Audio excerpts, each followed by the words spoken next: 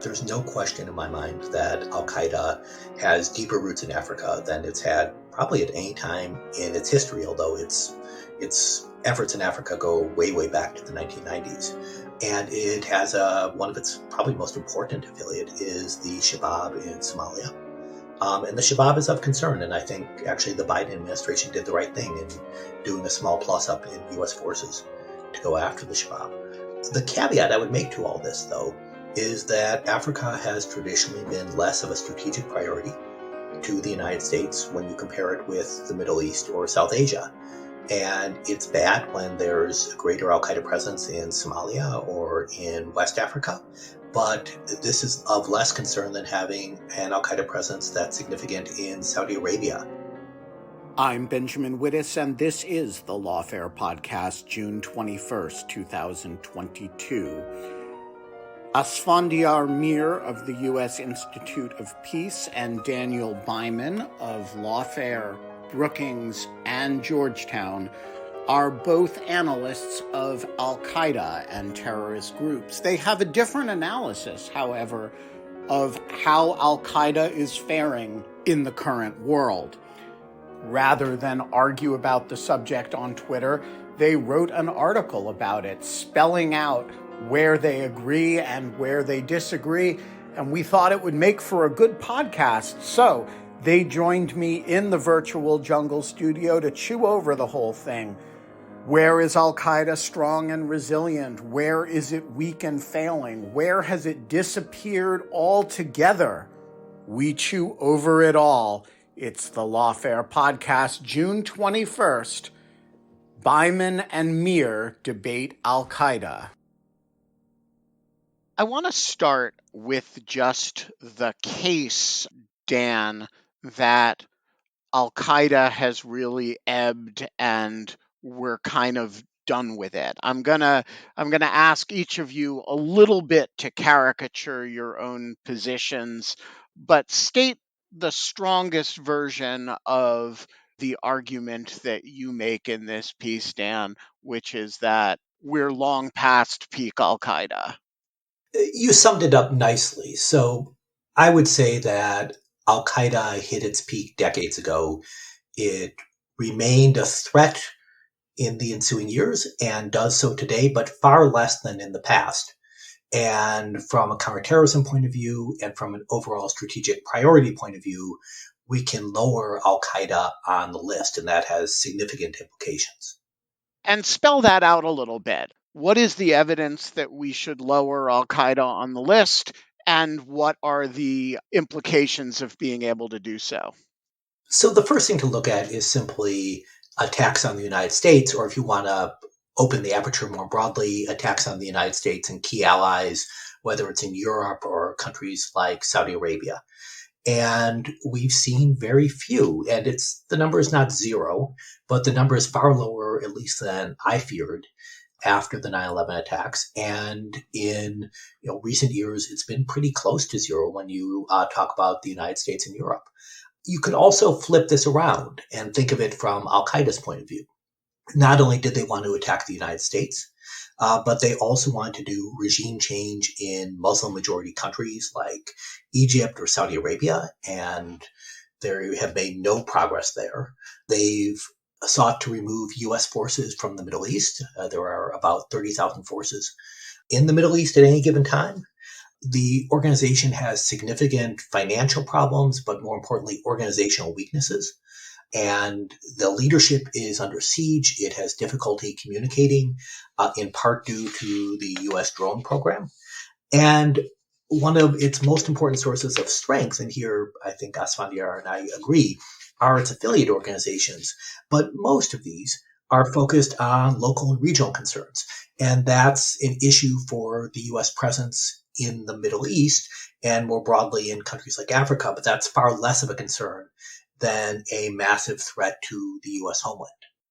All right. So, Asfandyar, what is the opposite case, the case that we are missing? What's Dan missing here? What's the case that al-Qaeda is actually stronger than he's saying it is?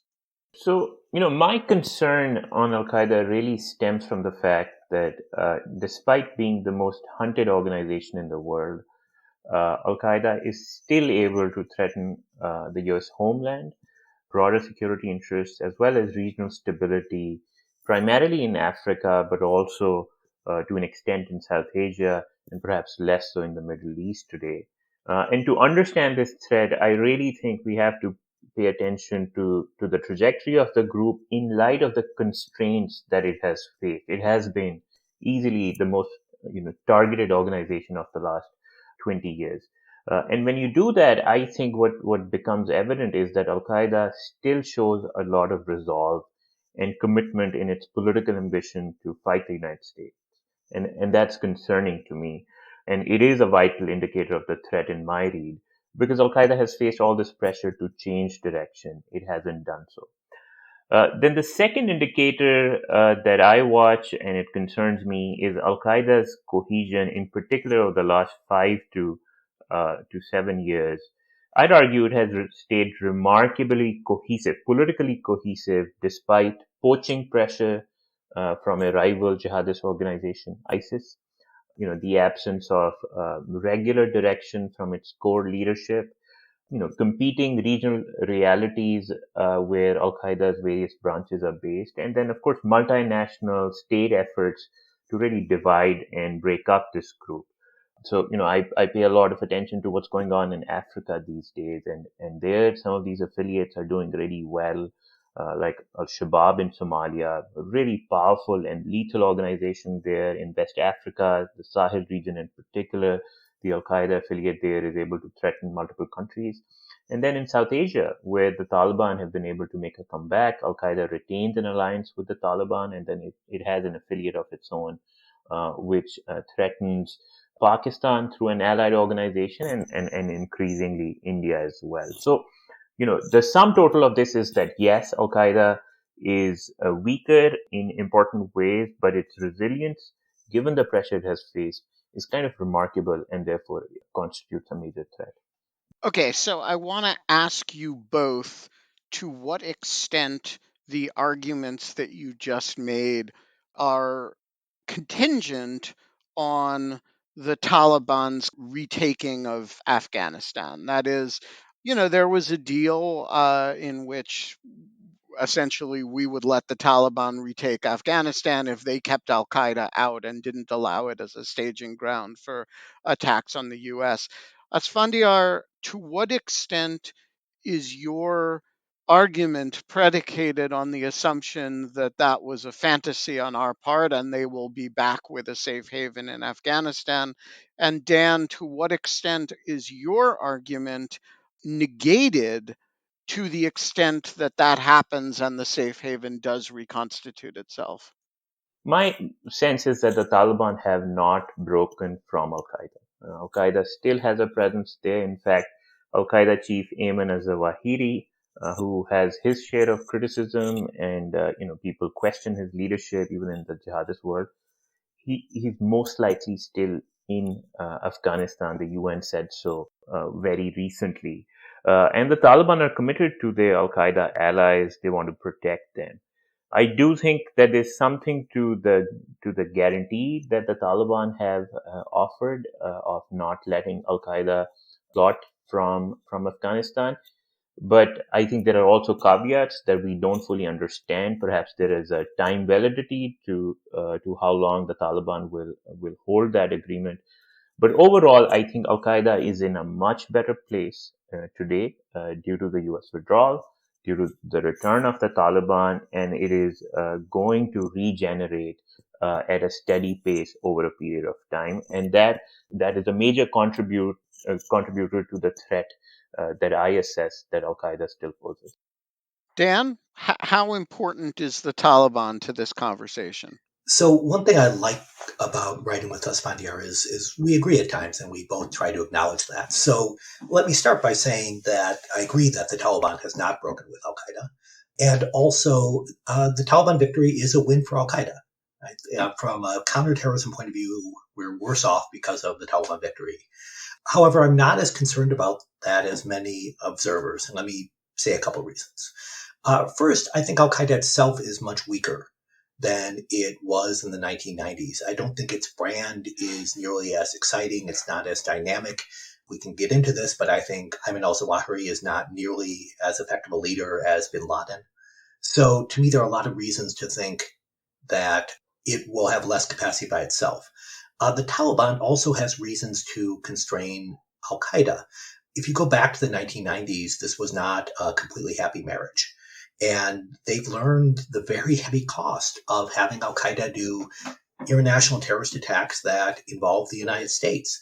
And I think they're much more likely to be cautious about this, in part because the Taliban has really never been focused on the U.S. homeland or this kind of broad international agenda. It's much more locally and regionally focused. The U.S. also has a lot more capacity, both offensively in terms of being able to attack Afghanistan and also defensively in terms of better intelligence and better homeland defense. The scenario I'm a bit more worried about is that we'll see more support for groups that are operating in Pakistan and India from the Afghan sanctuary. And that might be a kind of middle ground from the Taliban's point of view. And that's one to watch. That's one of concern. But to me, it's not, again, at the same level of challenge as the massive operation that existed in the 1990s that was targeted against the United States. All right, so let's talk region by region here. Dan, to what extent do you disagree with Asfandiar about al-Qaeda in Africa? So I both agree with him empirically in that there's no question in my mind that Al Qaeda has deeper roots in Africa than it's had probably at any time in its history, although its efforts in Africa go way, way back to the 1990s. And it has one of its probably most important affiliate is the Shabab in Somalia. And the Shabab is of concern. And I think actually the Biden administration did the right thing in doing a small plus up in U.S. forces to go after the Shabab. The caveat I would make to all this, though, is that Africa has traditionally been less of a strategic priority to the United States when you compare it with the Middle East or South Asia. And it's bad when there's a greater Al Qaeda presence in Somalia or in West Africa. But this is of less concern than having an Al Qaeda presence that's significant in Saudi Arabia or in other countries that have traditionally been more important. So I would stress again that there are reasons to be concerned about this, and this could involve more intelligence cooperation, more military training with regional states. But this doesn't need to be a priority because these areas historically have been of less interest to the United States. And I think the threat to the United States is something that can be managed, even though it's something that needs to be monitored. Asfandiar, why is that wrong? Why is our U.S. interests more threatened? Like assuming you guys agree empirically about the degree of Al Qaeda's presence mostly through affiliates in a variety of African countries, why is Dan wrong that that's just not that big a problem from a U.S. interests point of view? Right. So Dan and I converge on our read of these of the trajectories of these affiliates, in particular in Africa. But as he stated, his counter is that these capabilities are mostly a local problem, and I disagree with that. My concern is that this distinction between which capabilities threaten U.S. interests, specific to the homeland as well as in the region, and which ones don't, is not always clear or equally important, predictable. And we've suffered from these kinds of blind spots in the past as well. For example, the local capabilities of Al Qaeda and its allies in Pakistan, between say 2007 through 2009, Somalia as well, and Yemen in particular. I think they've surprised us. They were thought to be mostly local problems, and then they expanded into both regional and transnational problems. And specifically, I'll point to the case of AQAP, Al Qaeda in the Arabian Peninsula, the affiliate in Yemen. It was formed in early 2009. It was considered a local threat, and my read is, even within the U.S. government, the analytical consensus was this is a problem of Yemen. But then it surprised a lot of people when it started plotting attacks against the U.S. homeland in late 2009, and then that remained a problem for many years after. So All of this is to say that I don't think we can look at these affiliates in these specific regions and be very confident that they will remain confined to those regions. I think they have a tendency to project outward from those places as well. I want to actually foot stomp Sfandiar's point. And if I were critiquing my own argument, I would really highlight this question of uncertainty. And one thing that I would argue is the United States can afford to live with more uncertainty and more risk than in the past because the overall movement is diminished for a variety of reasons. But I do want to emphasize Sfandiar's point that there is a high degree of uncertainty. And to be able to say, look, there's a movement in any part of the world that's locally focused. In 5 years, it will remain locally focused. I think that's an assumption that always has to be questioned. And whether or not the local movement is going more international should be a priority for intelligence. All right, so next stop, Asfandiar, you mentioned AQAP. A few years ago, this was considered the most lethal and active Al Qaeda affiliate worldwide. How should we understand, and certainly the one with the greatest ambitions of projecting force against the United States, how should we understand the state of AQAP today? It's for a lot of Americans, it's kind of gotten lost in the battle between the Houthis and the central government. Where is it now, and how big a deal is it? So my read is that AQAP, from its peak in 2015, 2016, has lost strength in large part due to the civil war in Yemen, and that has contributed to the group's relative fragmentation as well. But overall, still this group holds together. The group still maintains a focus on external attacks and plots. AQAP came very close to an attack in 2019. A Saudi Air Force pilot who was in contact with AQAP leadership attempted an attack on a U.S. naval base in Pensacola, and that attack was it took place, and there was some loss of life, but not a lot of damage was done in that attack, and so AQAP still retains this focus. It wants to attack the United States. As recently as late last year, a senior AQAP leader threatened, major attacks being in the pipeline. So it has a lot of ambitions. But due to the civil war and U.S. targeting pressures in Yemen, the group has been scaled back from its peak of some years ago. Dan, is there any disagreement here about how we should think about AQAP? No, not at all. And I would agree with Esfandiar that it does still have some more, I'll say, international ambitions. But I would stress his point that it's a lot weaker than it was 5 or 6 years ago. And I hope continued pressure on it will keep it that way.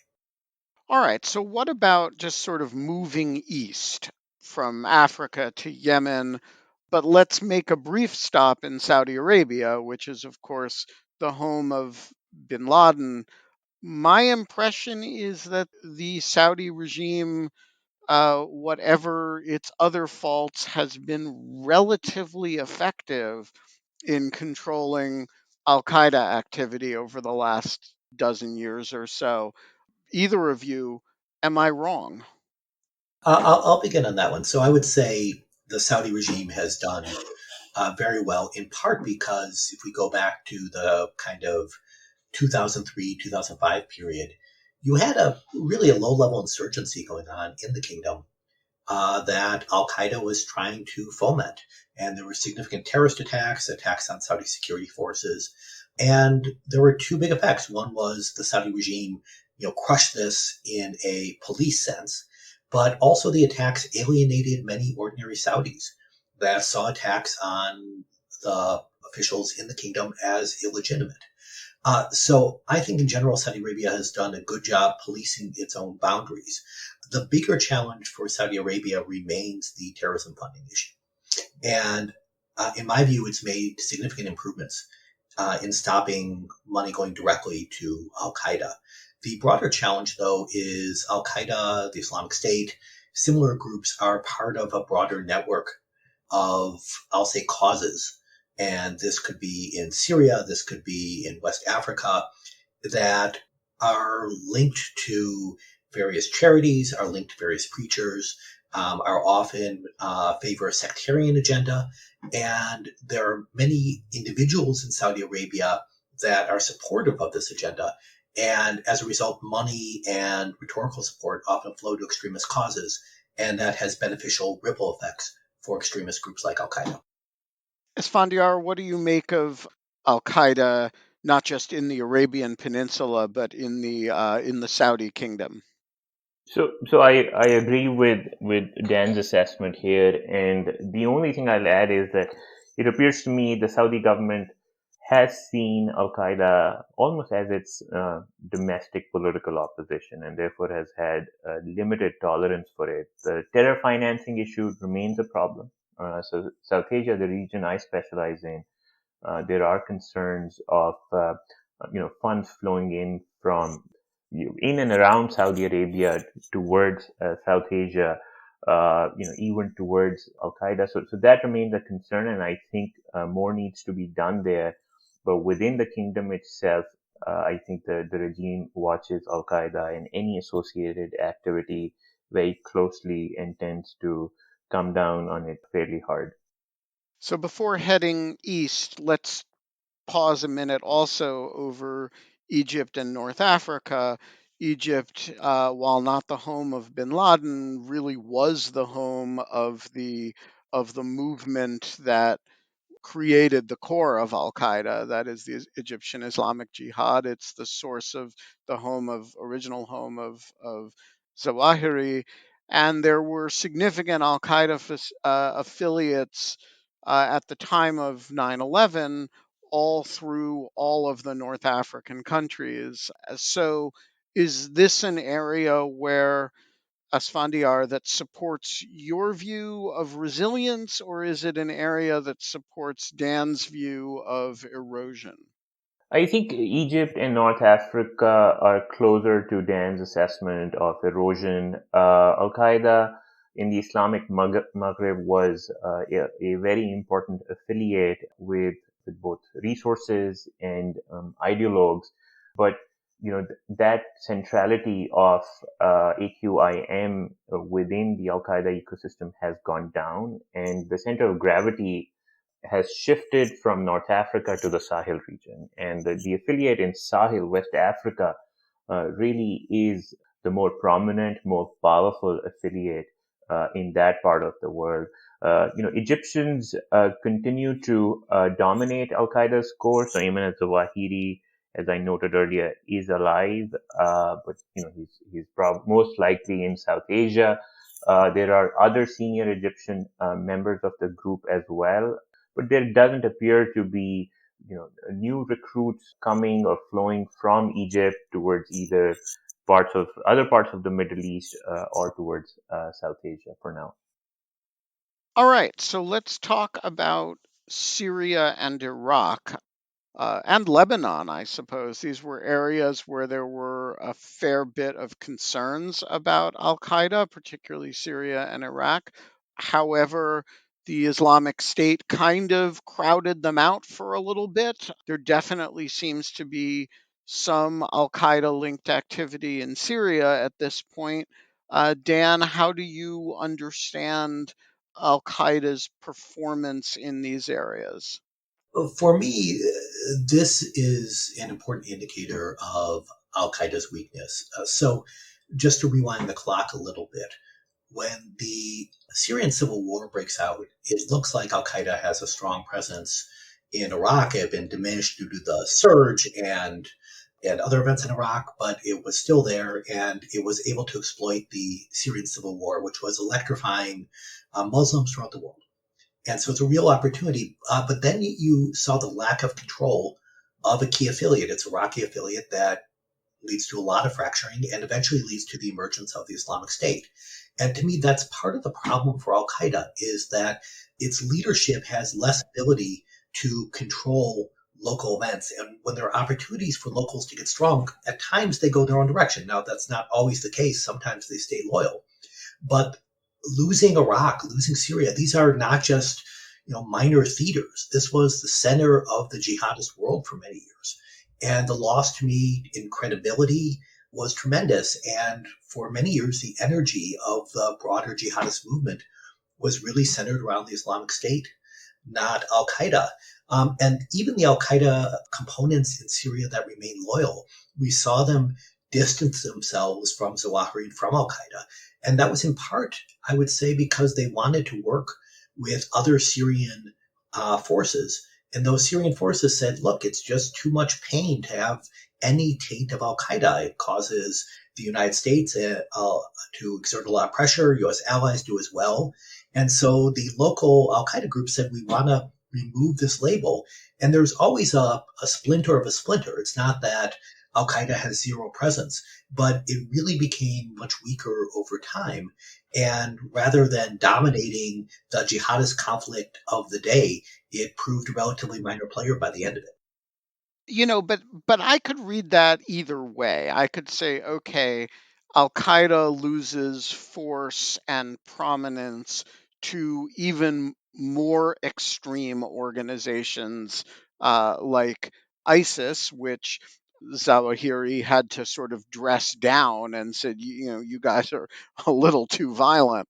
And, that's not necessarily reflective of the global jihadist movement in decline. It's maybe reflective of, you know, an extreme polarization leading people to ever more radical positions.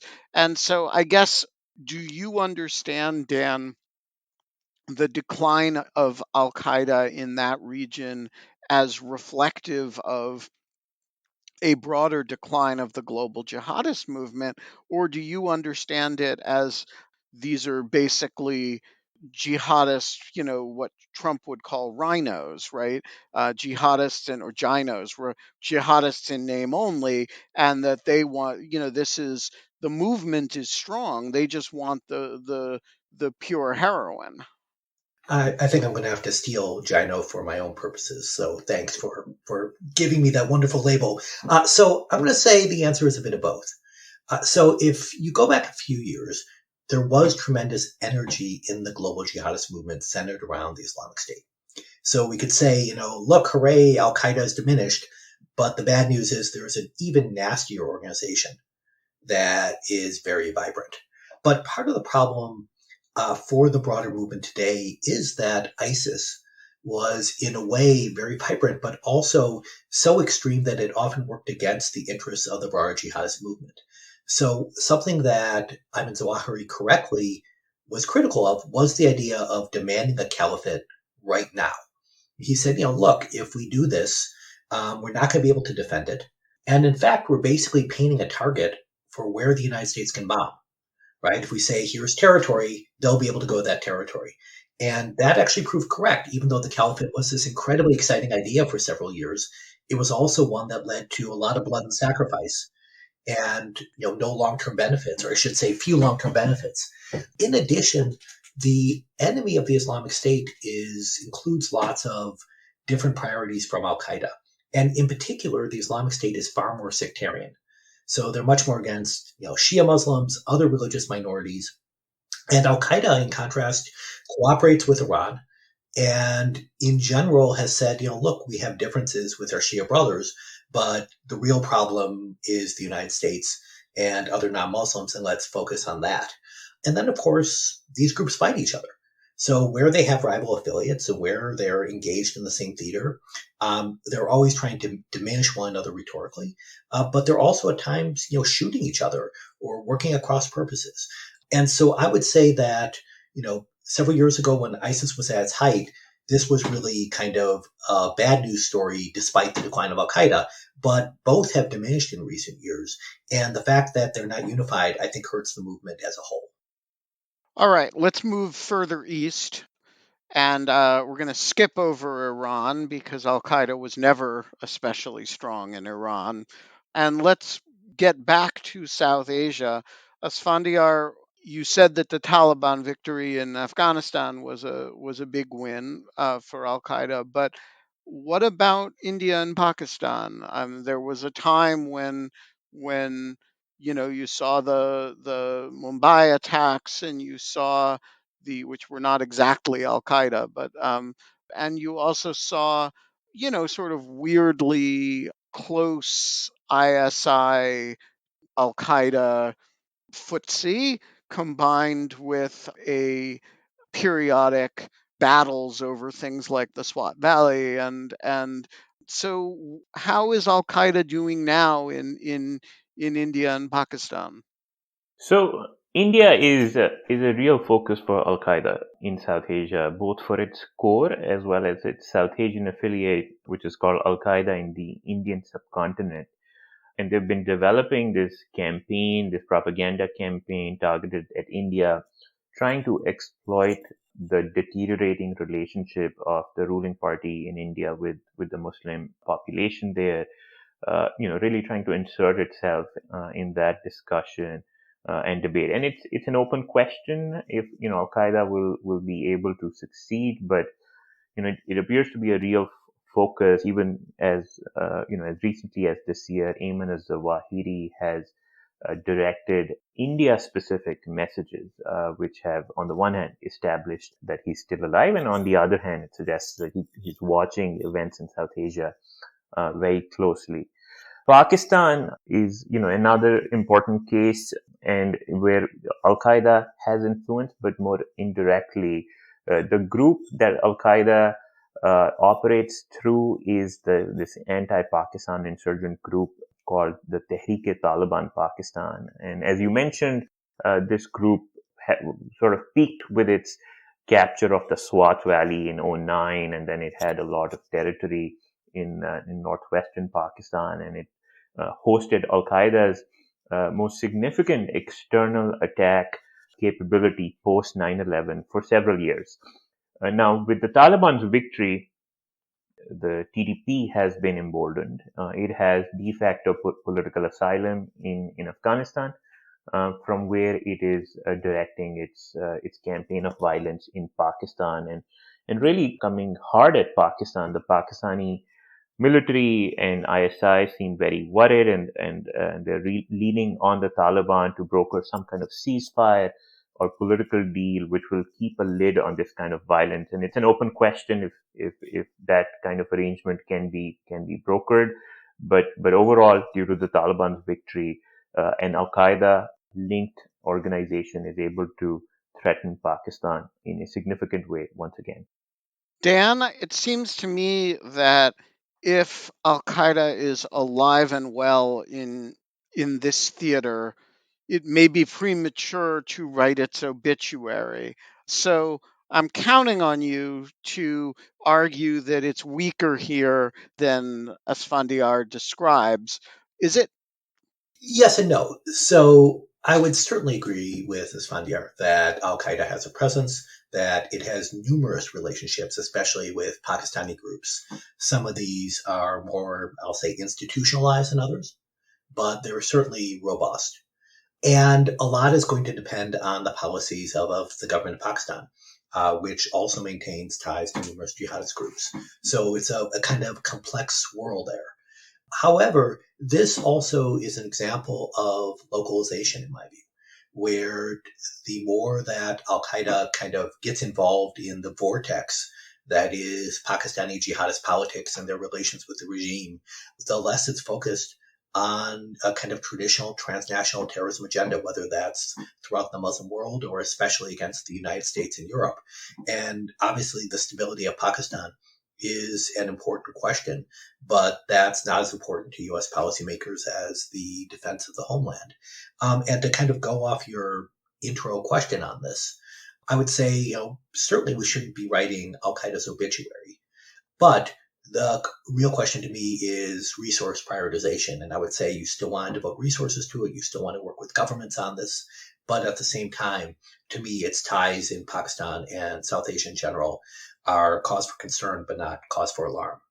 All right. Finally, I want to focus on two theaters in which Al Qaeda once had a significant presence that, is just it does not is not visible to me anymore. So one is, sort of Malaysia, Indonesia, Philippines, the islands off of East Asia. These were areas where Hambali was active, where the Bali nightclub bombing happened.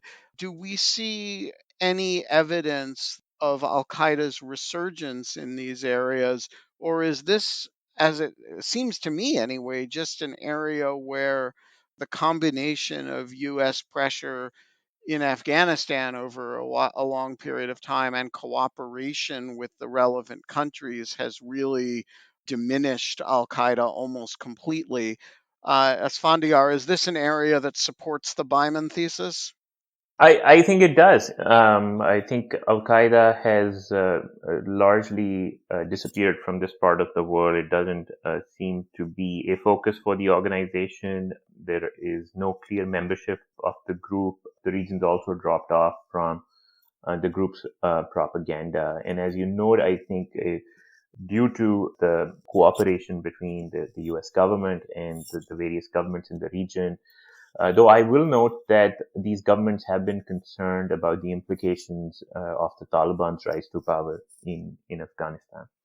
And they're watching for interest in movement towards Afghanistan, any kind of foreign fighter flows from Afghanistan back towards the region. I think that that remains on the minds of the governments of this region. So I'd say, not as many reasons to be concerned about in East Asia, at least, compared to some of the other regions in Asia.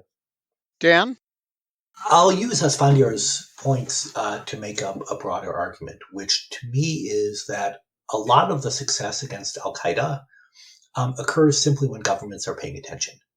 So, again, to go back to the 1990s, you had this kind of mini army being assembled in Afghanistan, and only a few governments around the world were really taking it seriously. And the US was not on this list, and nor were governments in East Asia. So you had these dangerous individuals and small groups forming all around the world. And after they did attacks, after the danger became clear, you started to see governments pay attention to them, gather intelligence, arrest operatives, work with the United States. And that over time had a very large effect. And so to me, keeping this group on the radar screen is still very important. But when you do so, I think a lot of its advantages of obscurity go away, and it can be very devastating over time. So there's one more major theater of operations that Al Qaeda did or was present in, which was the ability to project force wherever it wanted to, whether it meant blowing up a British subway or a British train or a Spanish train.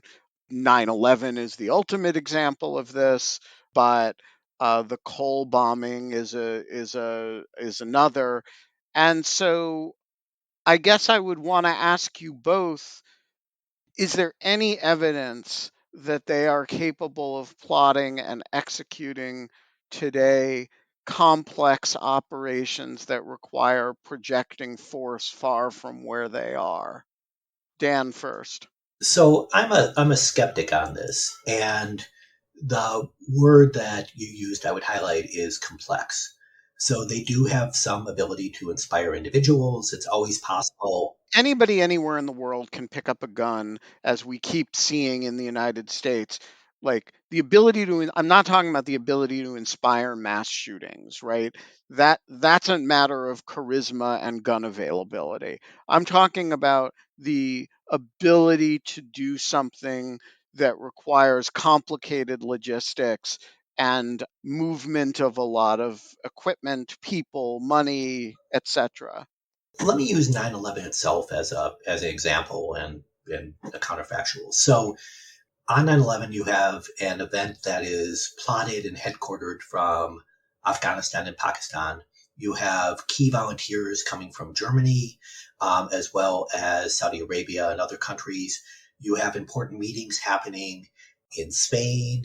You have in Malaysia. The operation itself happens in the United States, and there's financial transactions going through the Gulf.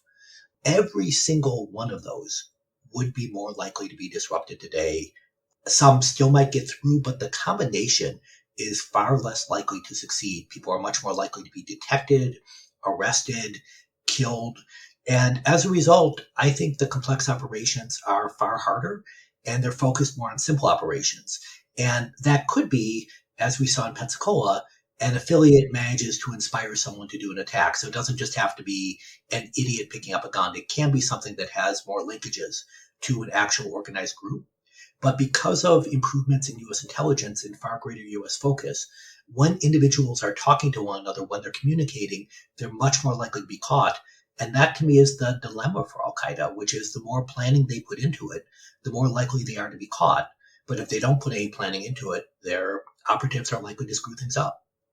Asfandyar, is this where the rubber hits the road? Dan's being Pollyannish, and they actually have much greater capacity to reconstitute in ways that will allow them to do this than he's acknowledging? Or are they really going to be a series of regional organizations that make attempts at this sort of thing, but this is an area where they're really degraded? So I think we have seen indicators of some attempts, in particular by Shabab, over the last few years at this kind of complex planning. But the U.S. government hasn't told us enough as to what they know. How far along some of this complex planning was. And what I take away then is that there is an ambition to attempt something like that. I think there is more uncertainty as to whether the US CT machine can actually stop it and prevent it. In particular today, given that, a major CT retrenchment against jihadist threats is underway, both domestically and overseas. I mean, at home, capabilities are being devoted to the growing threat of, white nationalism, right-wing terrorism, and that the domestic threat portfolio has in many ways exploded, and at the same time there's no commensurate sort of increase in resources. And then overseas as well, the U.S. military is pulling out from various parts of Africa. It has pulled out from Afghanistan, the Middle East, and the U.S. military was providing the platforms to watch some of this complex planning and plotting, detect early indicators, signs of threats. I think, the U.S. still has partnerships with relevant governments to have some visibility, but today the visibility is much lower. So all of this is to say that I am not as confident in our ability to preempt this type of complex attack planning that you described, which could have led to some major attacks, a decade or so ago, and thankfully didn't. So yeah, that's where I'm at on this issue. We are going to leave it there. Asfandyar Mir, Dan Byman, thank you both for joining us today. Thanks for having me. Thanks for having me. The Lawfare podcast is produced in cooperation with the Brookings Institution. This episode was engineered by the good folks at Goat Rodeo. Hey folks, you should become a material supporter of Lawfare if you aren't one already. Patreon.com/Lawfare. That's patreon.com/Lawfare. The Lawfare podcast is edited by Jen Patja Howell. Our music is performed by Sophia Yan. And as always, thanks for listening.